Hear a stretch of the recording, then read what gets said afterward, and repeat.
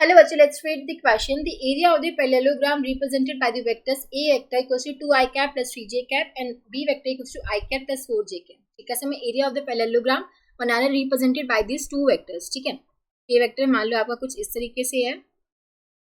ठीक है, दूसरा वेक्टर आपका इस तरीके से कुछ जा रहा है, तो आपका ये ऐसे पैरेललोग्राम बनेगा.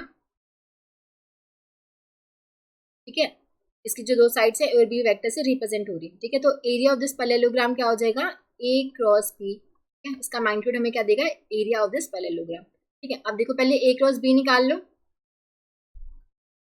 ए क्रॉस बी निकालो, ए वेक्टर में क्या देगा, 2 आई कैप प्लस 3 जे कैप 2 3 0.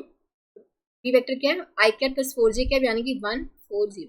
ठीक है, ये निकालोगे तो अब देखो यहाँ पे आई कैप के कॉम्पोनेंट 0 आएंगे. 3 इंटू 0 माइनस 0 इंटू 4. ठीक है, 0 ही आएगा ये.